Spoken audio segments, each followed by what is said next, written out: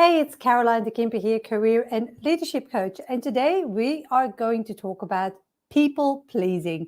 Now, a lot of middle and senior managers that I work with are people pleasers, and they would label themselves as people pleasers. And so, what is the best thing to do here? Because basically, if you are a people pleaser and you're a first time manager, it's still okay, it's still okay to be liked. But if you want to become a sought after influential leader and you are a people pleaser, then your career might actually be in trouble. So today, what we're going to do is we're going to peel back the onion really to its core and understand the three different reasons why people are people pleasers. And then we're going to see, okay, what can we do? How can we move out of that people pleasing habit? Because often it is a habit. So, first of all, I want to say like people pleasing can come in a certain amount of forms. And I have seen a couple that I come across over and over again. First of all, of course, the obvious one is when people say yes too much and they take on too much workload, too much work that downplays their capability, and so on.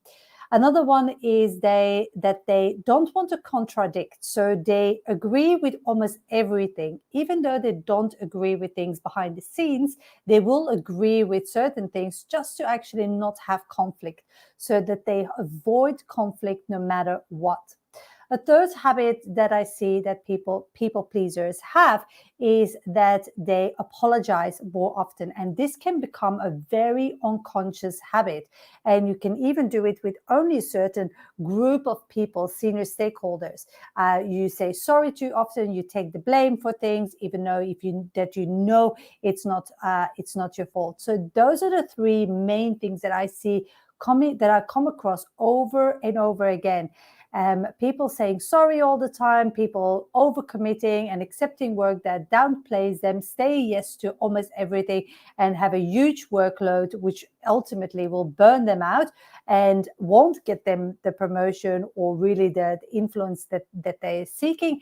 And they're agreeing with everything because they don't want to cause conflict. And so there is this thing about being vanilla in the workplace. If you're being vanilla, you're not standing out.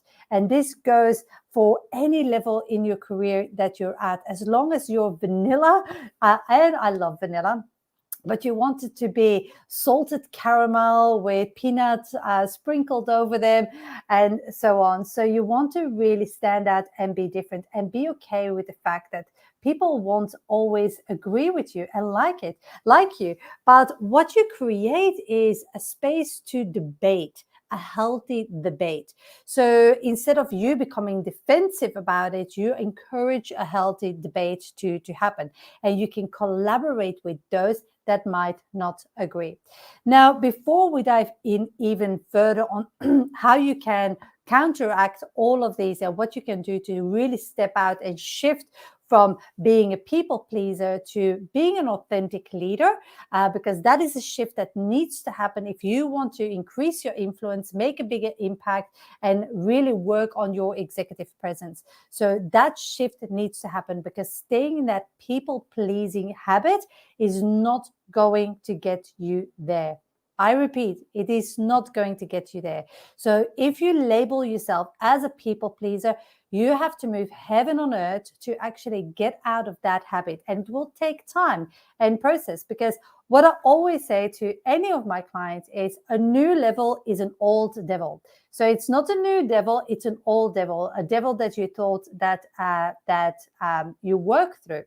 So for example, people pleasing, it stems off various reasons, and I'm not a psychologist, but the three main that I see reoccurring time and time again is, first of all, your own self-esteem. If you have a low self-esteem, you automatically tend to be a people pleaser and try to please people within the workplace. A second one is low confidence. So low confidence, not only in yourself necessarily, but more about your capability. If you're not confident, you're going to second guess yourself constantly and ask for approval and ask like if they can double check or triple check your work, the work that you're doing. And then you might even have a tendency of perfectionism. And that is a whole other thing and a disaster meant to happen. But the third one is actually a very common one with my clients. And definitely if you're in that middle or senior management level and you just like feel that there is a glass ceiling above you and you just can't really shatter it and can't really get promoted and so on. And the third one is a bad habit. Now, just hang with me here or go with me here, because we start out in our career and the first thing is we want to prove ourselves. And what we do to prove ourselves is we get as much work as possible and we get in the habit of saying yes. And because the culture, well, the workplace was very different to what most of my clients started in, that is like 10, it's 15, 25, 30 years ago that they started working, and the workplace environment was very different. Like you rarely actually had that room for debate and had that room for conflict. So they would say yes to a lot of things, even though they didn't agree with it. So because they were so conditioned to do that, that actually influenced the rest, because what your first few jobs that you have impact you through the rest of your career. It's baggage. It's like you're a sponge, and like it could be positive baggage or negative baggage that you carry around for the rest of your career evolution. So for example, I see clearly people that had a really, really good, strong leader, boss, mentor in their life in the first three jobs. They have more not ambition, they have more courage, and they're more they're not afraid, they're not so afraid to actually come across any hurdles through their career and to say what they think, because their mentor, their leader actually challenged them at a very early stage in their career. And that's basically like that's the baggage that they take through the rest of their career, because they had those strong leaders.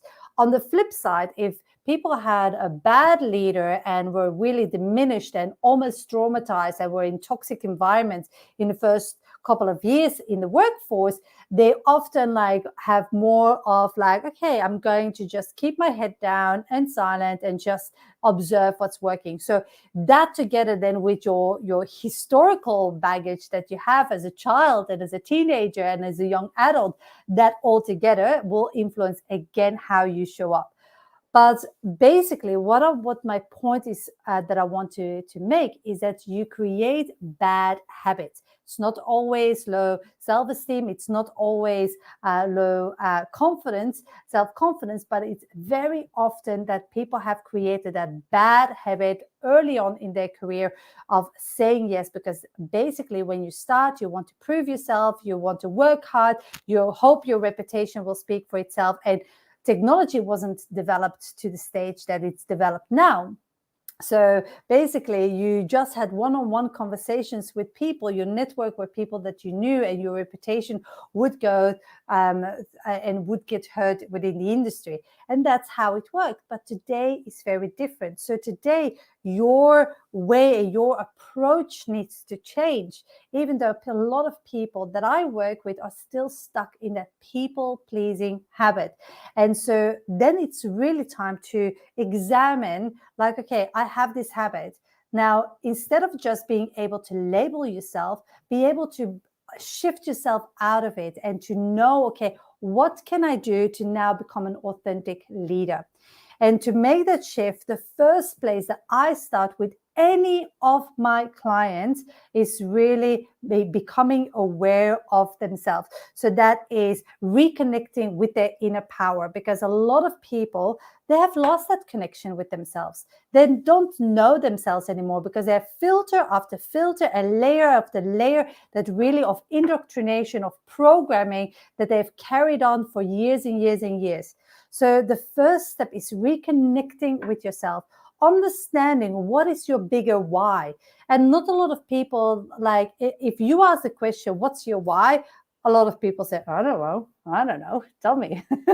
But once you get them talking, and when clients connect with me the first time, they tell their story, I can hear in their voice what excites them, what's really makes them really flowing into the work that they were doing, and what really gets them down. And that is basically understanding your why. And it might be that you don't like the company, but you like the project that you were working on because it was a huge change and transformation project. Or you like the people because it was really community involved, and it was really like about stakeholder relations and engagement. Or you like the technical aspect where you had to analyze everything and sit across and understand the trends that were happening. So there's always things that jump out and that people are passionate about. And then linking that to your why is really important. So it's understanding your why. It's understanding your strengths. A lot of people don't know their strengths. Oh, I might be good at this and this and this. It's not about what you're good at. It's what you want and what you have a natural talent for, together with the skills that you have learned. That those are your strengths, like the things that you naturally, like, that you're good at. Those are your strengths. What are those? And don't only think about the tactical things. If you want to be a leader, if you are a leader, and most people that I work with are middle and senior management, so they are leaders. But if you want to be a sought after leader, an influential leader, there are certain things that you need to know about yourself, your strengths. What are your strengths on a leadership, or in your leadership skills? A lot of people on their resume, and I'm just taking resumes as an example, they would say, sorry about that, they would say that they have leadership skills, strong leadership skills. Okay, what does that mean? What does leadership skills mean? Because for everybody else, it means something else. So it's very subjective. So let's break that down. So understanding your strengths, relating to your leadership capability. And then, like, lastly, within that area of reconnecting with yourself, it's about really understanding your genius zone. And your genius zone, that is basically, you have your strengths that you actually can work in really effortlessly. Everything flows, everything is effortlessly. And so then you have to understand what the organizational values are, and not the organizational values.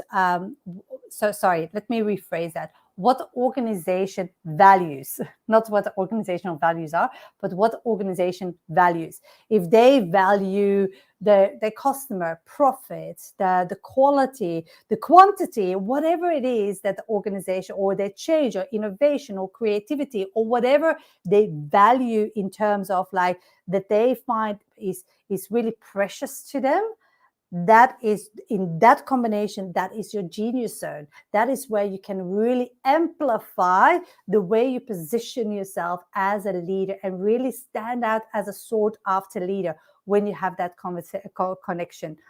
So that is basically the start, reconnecting with your inner power, then understanding your blueprint. That is a non-negotiable for any of my clients. That's the first step. The second step is really shifting your people-pleasing personal brand, because you have a personal brand and it's people-pleasing, to one of a leadership personal brand. Now, making that shift is, for example, you sit down and understand. So this is like a writing exercise that you almost need to do, and make 2 columns of how you are perceived at the moment, what you say yes to too much that you should say no to. What is your opinion? And then it links back to your why.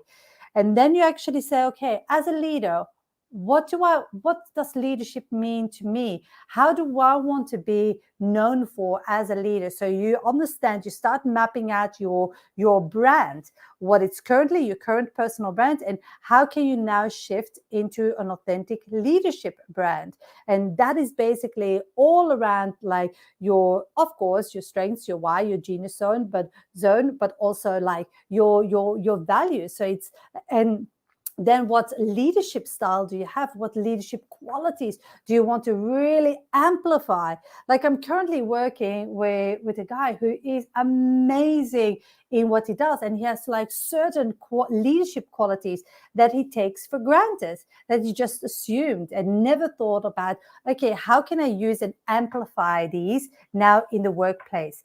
Because I can see them, everybody else can see them. How can I now even work them up even better to my advantage, so that I can start really influencing and impacting those even above me in the organization and outside the organization, and really the teams. And that could be cross-functional teams, or that could be teams that you lead. But how can you use those to really strengthen and amplify your presence? That's basically the second step, is shifting from that people-pleasing personal brand to really like that authentic leadership personal brand. And that shift is really crucial if you want your career to have a bigger impact, have a bigger influence. Now, none of the clients that I work with, maybe one or two, I don't know, but like most of them don't. They don't want to be the next CEO of a company. What they do want to be is, they want to be heard, they want to be valued, they want to have their strategic input recognized. And all of that really comes down, that's the work that we do here, that's the work that I'm sharing with you guys now, is like that you have to really think about, okay, if I want to make that impact, be recognized as a strategic leader or be a sought after leader, and what leadership qualities do I want to be known for? What do I already have that I can really then let blossom and amplify? So that is basically the second step. And once you have, like, you reconnected to your why, you know who you are, you have your leadership blueprint, you have your leadership brand in place, then I suggest, like, then you have to work on really stepping into your greatness. Because if you know all that and you're not doing anything with that, and you say like, I update my LinkedIn profile now, and I've done all the work and have that filled into my nice little workbook or my journal or my agenda, whatever you use to write things down. Okay, I'm so now a leader, an authentic leader. No, it doesn't work like that, unfortunately. So stepping into your greatness is knowing how to activate that. So, and this is the hardest part, because you constantly have to be living and breathing what you just have written down and what you believe in. So you have to really figure out a way of, like, okay, how can I now set boundaries so that my people pleasing habits don't override everything, all the work that I've just done? Because they will do. Every time you step up a little bit or get a new job, get a promotion, like, they will kick in again. And instead of, like, because a lot of people say, like, stop being a people pleaser. Like, I don't want you to be a stone cold bitch. I want you to have empathy, and I want you to be an authentic leader and really, like, understand people and have compassion. Like, compassion is such a really good trait to have as a leader. So I don't want you to completely lose the people pleasing side, because trying to be liked by people definitely has its advantages, and you can use it to influence people. So there's so many aspects of it that actually can work in your benefit, but so many big aspects that can work against you. So it's really understanding and becoming aware when it's becoming a roadblock, where you're actually saying that this is too much. It's really interfering with where I want to go and what I want to achieve and what I want to do. And it's that realization that will take you up to the next step. So when you say own your greatness, it's like, first of all, is becoming aware on a weekly, monthly basis, on a very short time frame in the beginning. Actually, like, I recommend my clients to actually think about that every single week, and even have like a diary where they or a journal where they work through every single week. What were the things that I did that I should have said no to? What are the people pleasing aspects? What is like my, where should I say no to more often and I said yes to? Where do I need to be more assertive? And becoming aware of that will help you to step in and activate your leadership brand in the workplace, because that's what you want to do, is really activate that. And by activating that in the beginning, you will ruffle feathers. I'm not going to lie to you about that.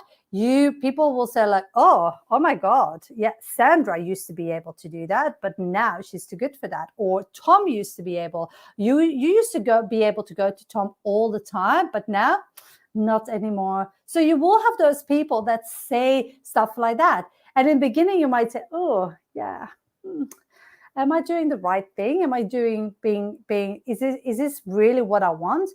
But yes, stepping in your authenticity, and it's not just a word, reconnecting to your inner power and really understanding what you want. That is really, it's going to be like, some people might not like it. And if you have worked for 5-10 years in the same company and you want to change the way people perceive you, you're going to ruffle feathers. And a lot of people say like, oh yeah, isn't this easier when you change jobs? Yes and no. Yes, you can actually start with a clean slate. Nobody knows you. You can start from scratch again and blah, blah, blah. But if you stay in a company and you actually change how people perceive you at that stage, yes, it will. You already have the reputation. You already know the system, the stakeholders. So it's often little tweaks and ways that you need to know how to communicate it. For example, like, you're not going to come into the office and suddenly say like, right, this is what I'm going to do, and whether you like it, no, I'm being assertive. That's more being an aggressive person, to be honest. But it's like, you don't want to do that. So there are ways to think about your the way you communicate with your stakeholders and the way you involve your leaders, saying like, look, I'm doing this. A lot of my clients say I'm doing a leadership training at the moment to shift my current personal brand to a leadership personal brand, and one of the things that we're working on is this. So I'm just making sure if you can support me if you see that anything that I do is in contradiction to that, and stuff like that. So it's becoming almost like you become transparent. And some people say like, oh my God, it's like it shows my weakness. No, because weakness is not if you want to improve. And this is what you want to do. You want to improve as a leader. If somebody comes to me and say like, look, actually, I recognize that these are the areas that I need to work on if I want to step up, and I sought out help to actually do that, and I was hoping you could support me even internally. These are the things that I'm working on. That is amazing. I would so encourage a leader to or any member of my team to do that. So it's all about like how confident you are in actually just embracing and activating your leadership brand in the workplace. And besides that activation, really living what you just wrote down in your journal or on paper, it's also about how to understand the politics and the organizational dynamics that are going on in your organization. For example, I was just talking to a potential client, and I was saying like, look, not everybody will like you, and not everybody is out for the company's benefit. So what I mean by that is most of the time you have two camps. So on one side, you have people that are really generous, that believe in the greater good of the company, that have a common goal, that are really out there to just share in the community. And on the flip side, you have people that are egocentric or only thinking about themselves and just like what they only will see what benefits them. So in the organization, you have two sides, and it's your job as a leader to actually know which one who is who in the zoo. So, and basically really mapping out all your stakeholders and understanding like who then you can work with as an ally and who you better stay away from. And maybe you think you thought in the beginning, this is a good person, and then you get to know that person and you say like, back off from that person, reverse. So, and that is really what's creating strategic partners and alliances is all about. And it's not so much like that you have to come from a point of view of sharing everything and I'm doing everything for the greater good of all. Like, yes, of course, it can be a part of it, but also like, okay, this is my career. Like, how can I develop my presence here, my influence? Because that is what you want to do, increasing your influence so you can increase your impact, so you can really make a difference. And at the end of the day, you come home to your partner and say like, hey, I had a really, really awesome day today. I work with some awesome people that are like-minded. I get paid what I'm worth. And I feel like authentic. I can be who I am, who I want to be. I don't have to put up a performance. I can show up at work and like run with an idea. I have room to make mistakes, and I have a safe space, like where I feel that people have my back and people are there for me, no matter what level you are. Because it doesn't mean if you're middle or senior management that all of a sudden like it's a lonely island. Know what I mean? So you're not alone. And a lot of people say that like middle management, senior management can be the lonely job, and it can be, but you are the one making it lonely. It doesn't have to be lonely. Like, it depends on how you show up as a leader and the people you surround yourself with. Like, you have to have like in my program, I work with with a group of people. You have to have a support system of 5 specific people that are part of your support network, your cheerleader squad, as you wish. So that's what you really need to have.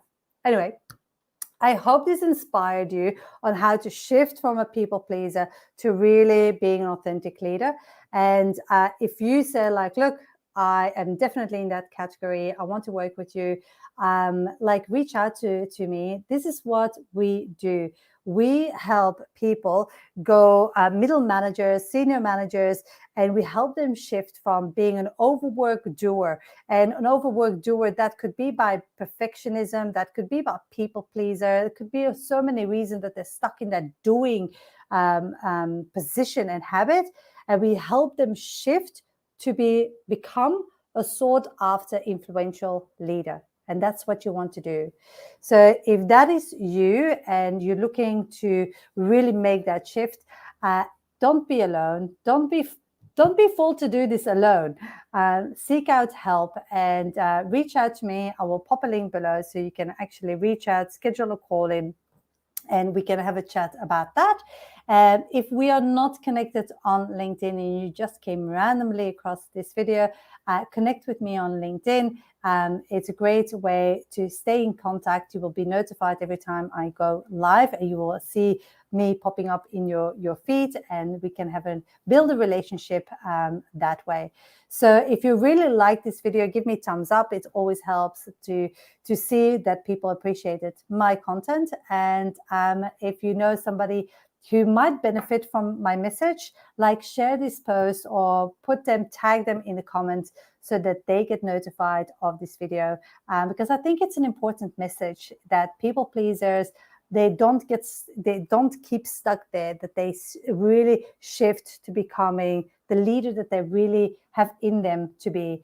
And everybody has leadership qualities. It's just like, how much do you give them the opportunity to come out?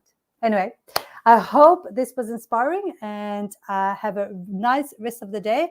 And I will talk to you soon, guys. Thank you. See ya. Bye.